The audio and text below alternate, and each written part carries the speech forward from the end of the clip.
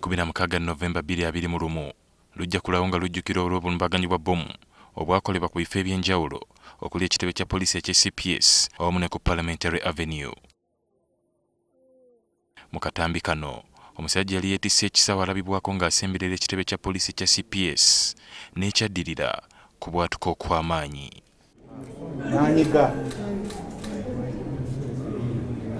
Amangu ddala abebyokwerinda baayika mu kifo kino mu bungi era ne basalako ekifo kyonna. Tuzzeeyo ku CPS okwetegereza oba waliwo ebikyuse mu byokwerinda oluvannyuma lw'obulumbaganyi buno. Eyo oba bomu eyakubye ku lunaku olwo yatuwa ky'okuyigirirako.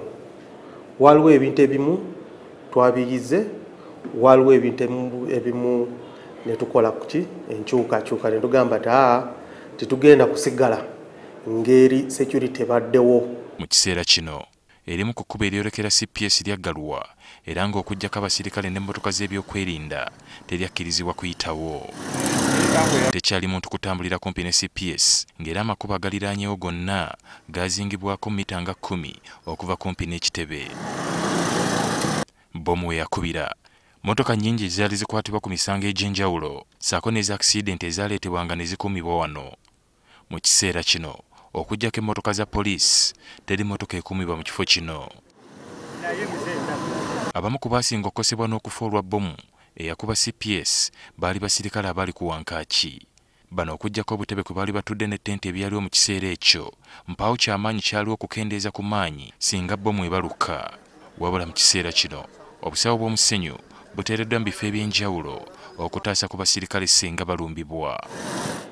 Walaba abasinga bafunye ki ebisago n'okufa.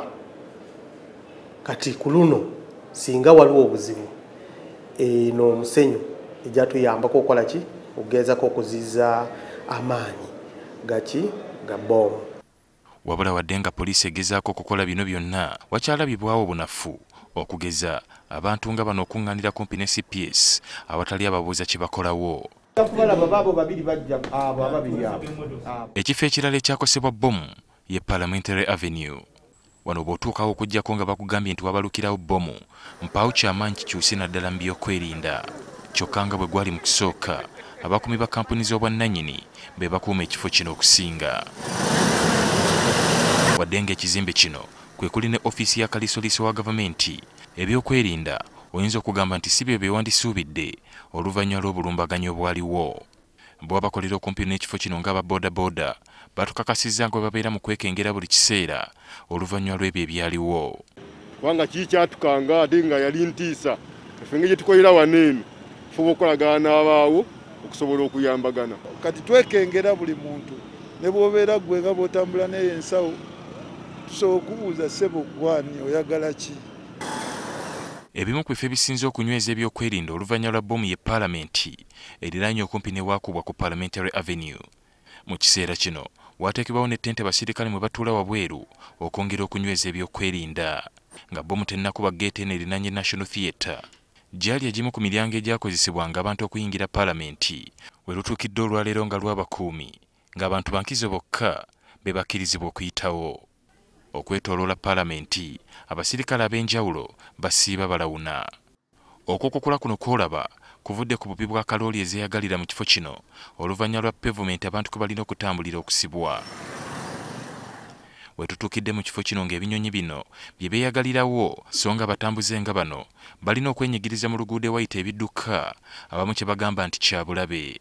Olw'ensonga kati omuntu waba ayitaawo n'abantu takyasobola kuyitawo ngadde eno ayina emikisa 99 okufuna akabenje. Obanga ovuga boda omuntu yalibadde ng'atambula ate ng'ali muki ali mu kkubo n'owesanga ng'olusi ng'omutomedde. Tumanyi abantu abamu bakoseddwa mu ngeri emu oba endala naye si anti twayagadde naye ensonga ze security twagala kwekuuma kusooka yoke naffe tukole ki tubeekuume. Abebyokwerinda bategeeza nga ADF bwe bali emabega w'obulumbaganyi buno era amagye ga UPDF ne gabagwa mu buufu mu ggwanga erya Democratic Republic of Congo mu kikwekweto ekyatumibwa Operation Shujaa. Ali Mivule, NTV.